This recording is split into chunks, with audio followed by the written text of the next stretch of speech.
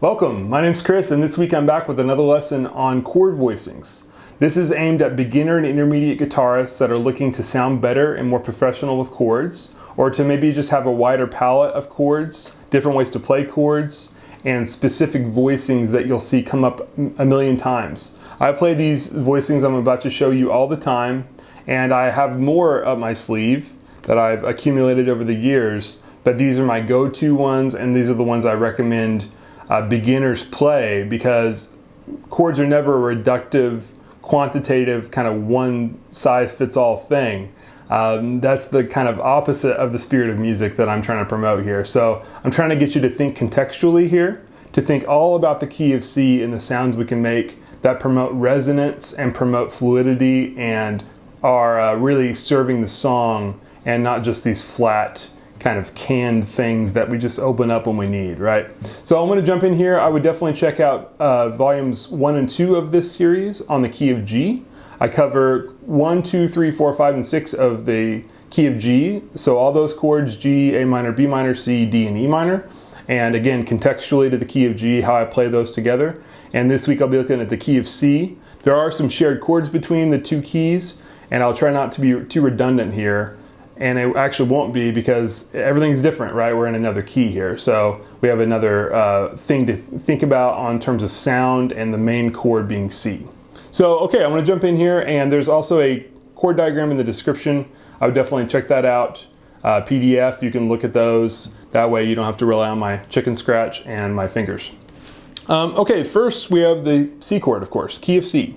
So this is the main character, right? So a typical C chord is beautiful, right? It's good. I like it.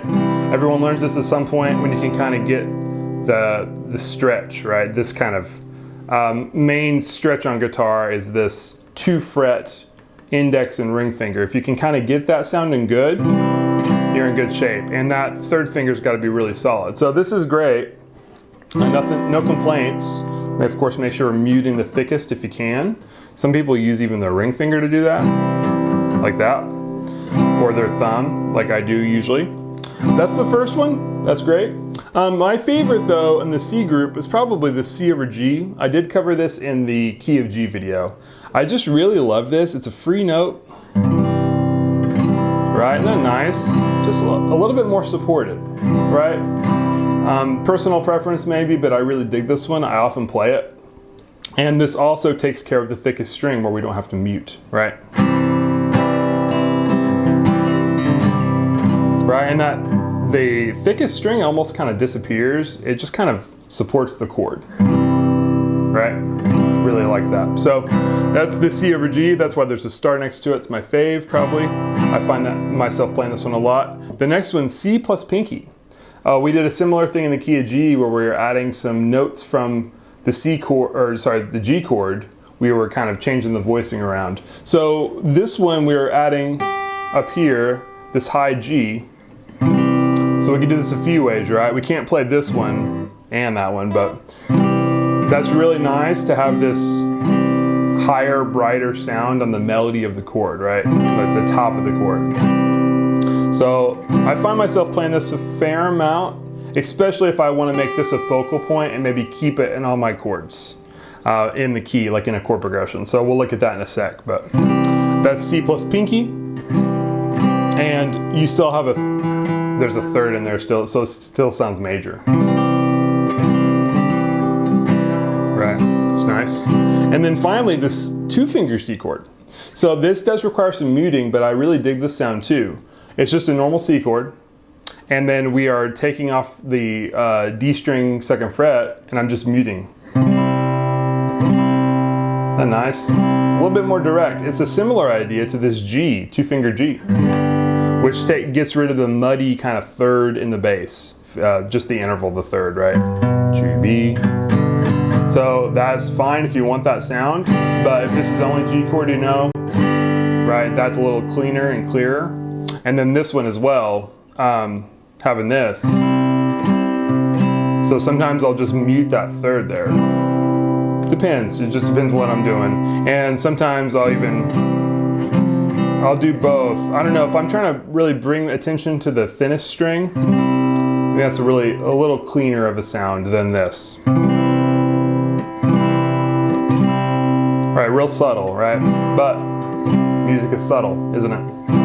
Okay, so to review C, the C chord I play a lot, and I'll say this on all these chords. Remember, you can also just not play a string for a different effect. So I don't have to play the thinnest on a C chord, right? If this is my target note that I'm trying to kind of bring out, maybe even subconsciously, right? Then I might just leave off that thinnest. I could even mute underneath like that. But I like this one a lot, normal one. And then we have C over G. Really nice and full. C plus pinky.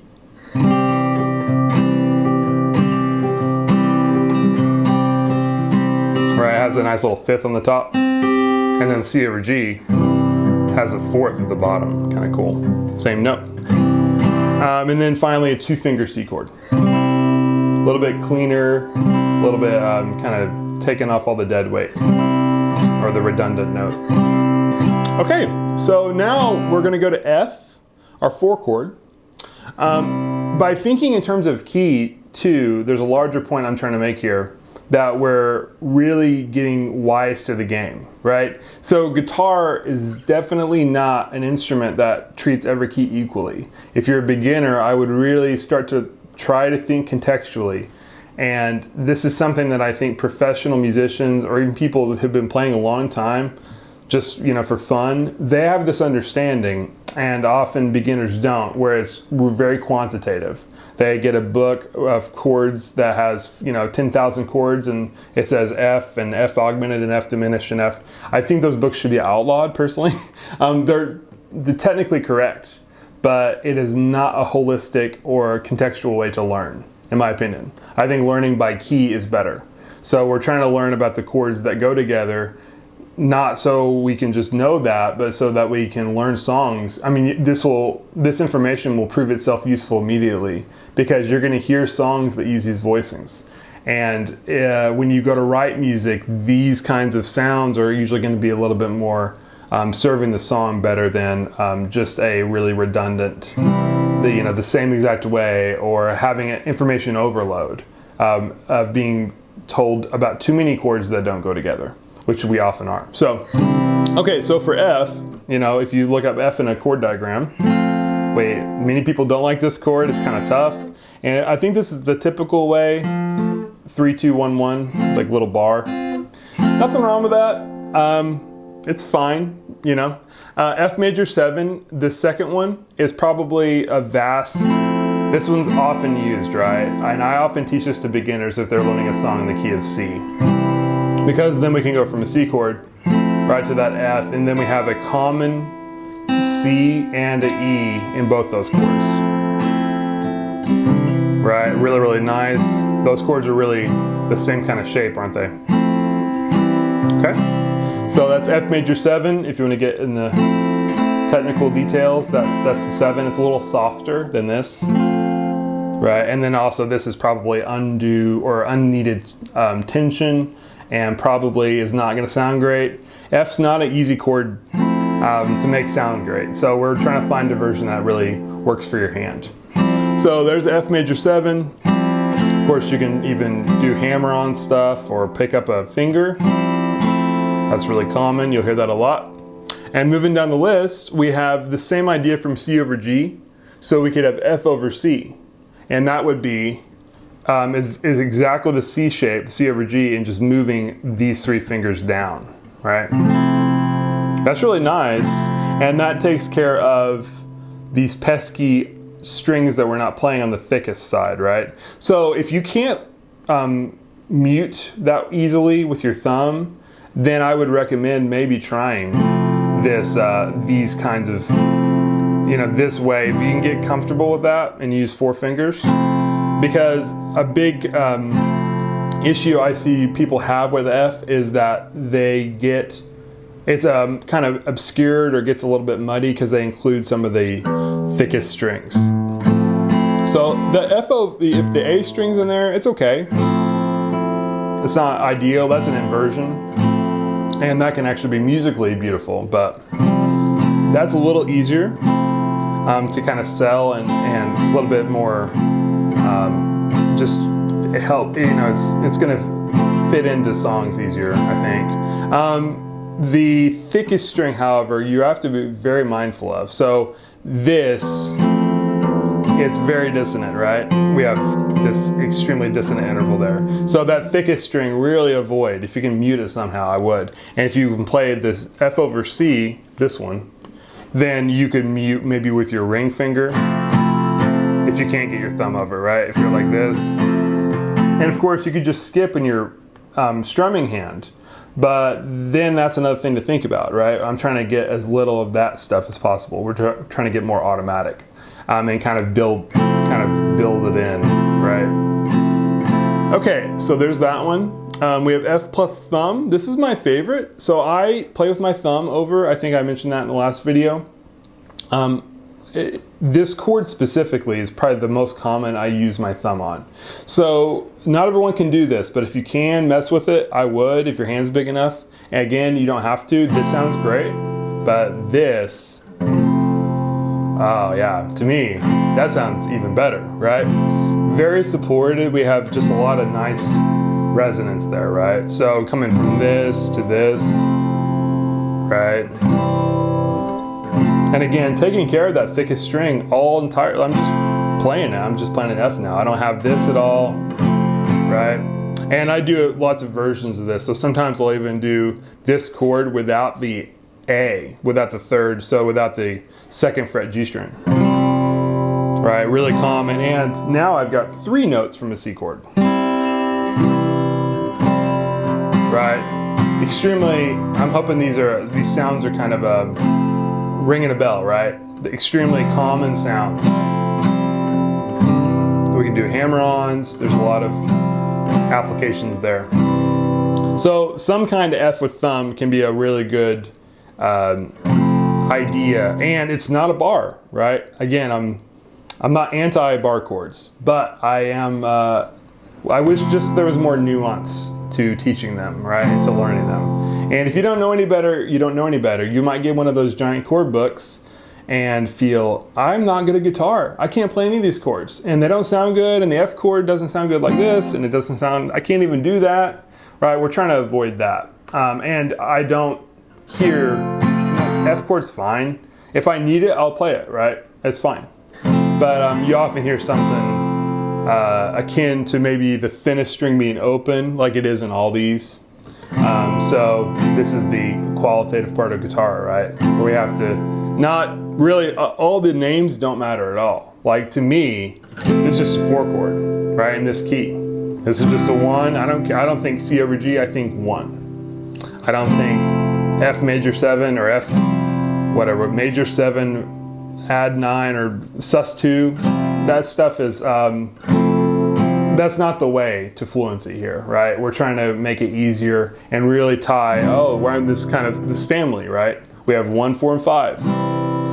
And these are the most common sounds, and I'm trying to just get many versions of 1, many versions of 4, and many versions of 5. And they're all gonna feel very similar. They're serving the same kind of function. So all these kind of are our home chord. The 4 I call the subdominant, or I don't call it, it's called the subdominant in classical music. I typically refer to it as the plot chord when I teach, because it kind of takes us away from home, right? So it gives us something to do, right? So you could just go C to F, C to F, and there's not a ton of tension. The tension comes from the 5, which is kind of wants to go home. It's like the prodigal son, right? So we'll get to that in a sec. I'll talk more about that in the future. Let me know if you're interested in that. This is something I think is very important to understand. But if you just start, when you play a song in the key of C and you start telling yourself, I'm playing the 1, I'm playing the 4, I'm playing the 5, that's it. That's all the theory you need, my opinion. Most of the time, that's it. And of course, you can always learn more, but it's always in that understanding. So small PSA for numbers. Use numbers. Use numbers. Your brain will thank you. Your ears will thank you. They will coalesce into you using numbers as like the linguistic part of music and the emotional part of music that you can kind of turn into currency. And before you know it, you'll be in the grocery store and you'll be hearing, you're like, oh, that sounds like 1 and 4. And it sounds like they're playing the key of C, because the key of C has a certain sound on guitar versus this, right? Or whatever, playing in another key, the same chord progression. And there's a certain vibe to a certain key, kind of because of the guitar's tuning and the way we play chords, but also there's that sameness of like, oh yeah, that's still 1 and 4. Even if I don't know the key, I know it's 1 and 4, right? Just do that 10,000 times and you'll have an amazing like spidey sense about chords. That's what I'm trying to give you. So, okay, F with thumb, and then finally F with pinky. This is basically this idea here, C with pinky. This is a freebie, an extra one. So I'm just adding that back in. I guess the technical name for this would be like F add 9, doesn't matter, right? So that could be a nice little kind of target, right? A melodic kind of thing. I could be, and I'm getting off, I'm adding more. But, and experiment here, right? You'll find other things. I'm just showing you the most common. The ones that are the most static, like the most kind of one size fits all. But hopefully I'm showing you how you can use these in concert together, right? So F major 9 is really nice, and that kind of ties up all our fingers. On the F chord, it's mainly important, or really in the key of C, that we kind of keep this in a lot of what we're doing, because that's the C note. It's kind of the commonality, right? And that B gets really dissonant if we're not careful, if we have it open, right? So this is kind of our anchor, where in the key of G, this might be our anchor on the top, or maybe the thinnest. That's a good way to think about modern chord progressions, I think, is that there's often something, a sameness to that kind of stays through the chords. So, okay, so to review F, we have typical, boo. It's fine, but if you want to play it, it's fine. You know, hard to make that chord sound great on some guitars, because first fret bar is just kind of hard. So F major 7, this is the most common, what I usually teach beginners. And then you can also include the next one, F over C, with the C in the bass. That's really nice, pretty easy, especially coming from this C chord. My favorite would be this F with the thumb, if you can swing it. Right, resonance, that's what I'm looking for. Right, resonance not only in one chord, but one chord going to the next, and the whole song. There's a fancy term, legato, right? We just want to be extremely smooth and extremely connected and ringing, right? The whole time we want these chords to ring. Okay, and finally F with pinky. This like F add 9. Okay, so finally we have key of G, the G chord, the 5 chord. And when you start using numbers, this group here of chords you'll understand it's a totally different thing than the G chord in the key of G, where it's 1. And that will be a totally different thing from a G chord in the key of D, where G is 4, right? How about the G chord in the key of A, where it's flat 7? That will also be different because the main character is different. Everything shifts to kind of make that sound good, the 1, if that makes sense. That's this understanding I'm trying to give you. And really, we could talk all day about it, but just listening to this and hearing it in songs and starting to hear the context that music always has, that's what we're trying to do, right? So, okay, so the G chord in this key of C. This is the 5, this is where we have more tension, but there's a lot of commonality here. So the typical, I talked about my beef with this voicing before, it stands here, it's fine. It's actually better in this key than in the key of C. So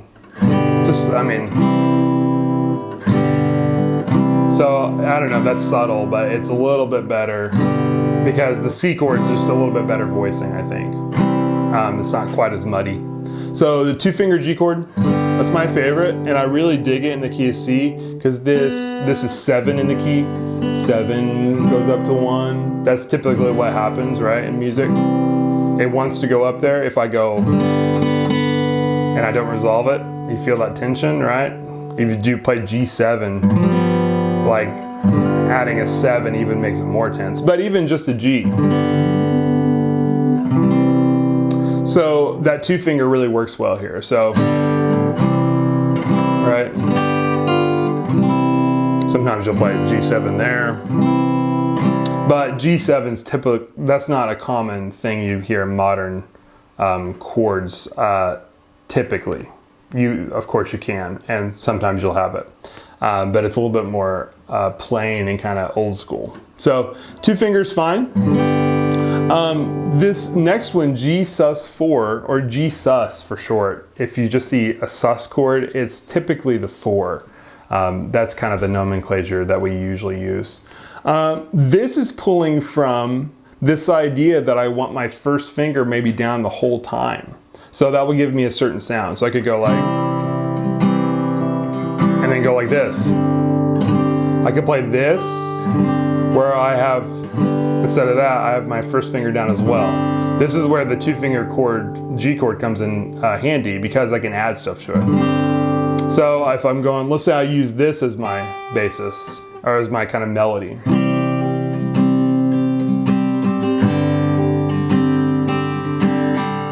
I'm getting ahead of myself, A minor, right? That would be the 6 here. And you could do that. You can just keep that G on the top of everything. What else here? So one other way you can play that. Let's say I don't even play anything on the thinnest. I don't think I put this on here. So I could just go.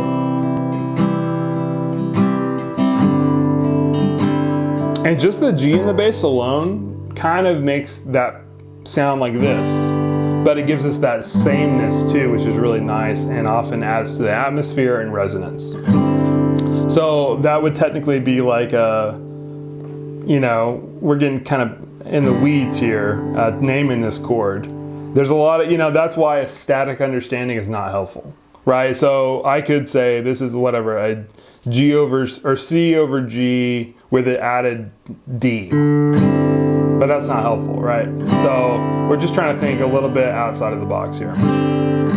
So I like that sound a lot. I like this a lot. That's nice. You could kind of get fancy. You could add the 4 and the 3.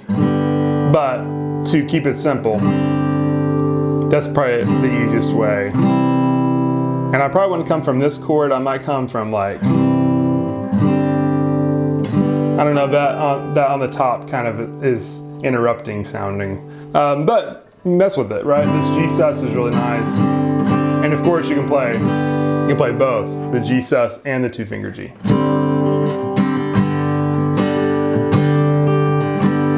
And then finally we have G over B. So this is a really nice chord, and I put it up here to get into what the 7 in the bass, which is B in this key. 7 is usually voiced, or it's usually used on a 5 chord like this. So this chord, coming from a C, sometimes you'll see something like this. And probably the best way to play it would be this. So it's like a G chord, 4 finger G chord from before, but with no thickest. And I'm not playing anything on thickest. And this chord often goes to A minor. That's why I put the A minor on the bottom there. Or A minor, right, that kind of sound. You know, this really nice kind of, those are called tenths. We'll talk about those more, but that G over B is a really nice way to kind of get from that C to A minor. And this, you might want to go to the C like this, but here's a good example of contextual thinking. This is not a C thing. So you can totally play it in the key of C, but like this is not as stable as this, right? This probably wants to go here, right? So that's the kind of thinking I'm trying to get you to adopt, because I think it serves you well, serves me well. I can often tell what kind of key a guitarist is playing in from a recording pretty easily. So I can hear, okay, that sounds like a C shape. Meaning key of C, meaning all this, right? Meaning 1, 4, 5. I know all the voicings, or I know how to play all the primary colors, all the main players. I know how those all go together. And again, I think this is something pro musicians tend to have this understanding. or people that have just been playing a lot of chords, and learned a lot of tunes, and they've taught themselves the tunes, and people who learn from others or are told what kind of chords to play or haven't really like gone quantitative on this stuff. They tend to have just a flatter kind of, they can't adapt, right? So it's harder to learn new tunes or to kind of get more subtlety. So to review G, we have our typical, it's okay. It sounds pretty good in this key. 2-finger G chord. So that's a little cleaner and I really like that. That from a C chord to a G, that's a nice little transition. If you can get it with your 3 and 4, right? And then we have Gsus 4. You could keep your pinky down for this one. You could even go like that, right? But this is the 2-finger G chord with the first finger down as well. And this has a lot of atmosphere to it. Or you could even take off your pinky and just have it open on the top. Like that. So, say something like this.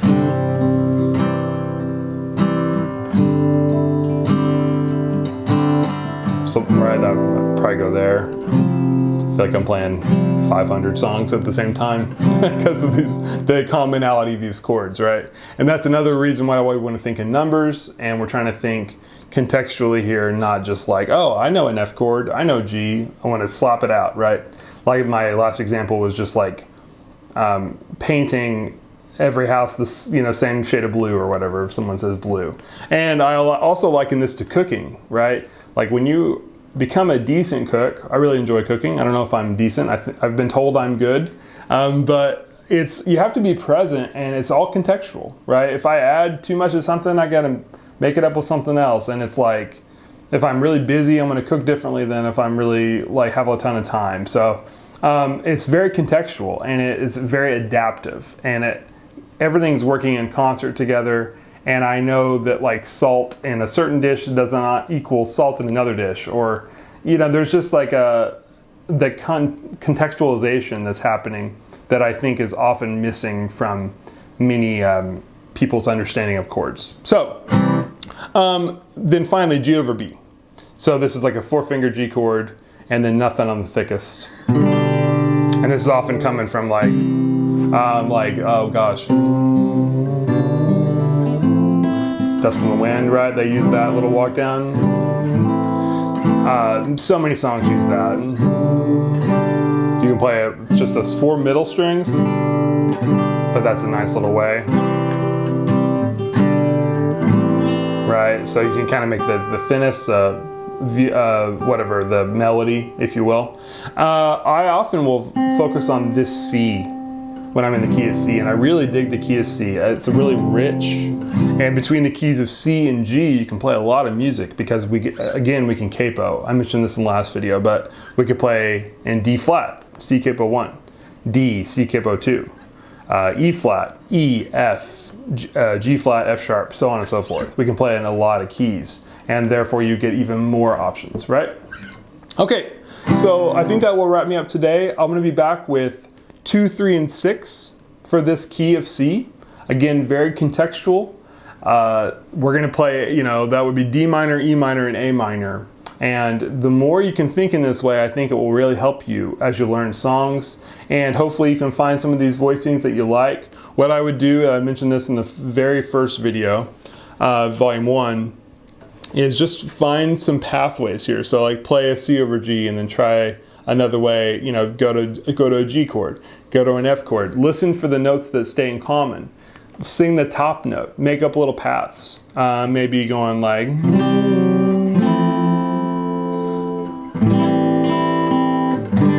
right, and I can of course just go off book and you can play new chord voicings, but we're trying to justify it and have a qualitative way of doing this, not just slapping down the chords that we know, right? Okay, so until next time, I will see you then.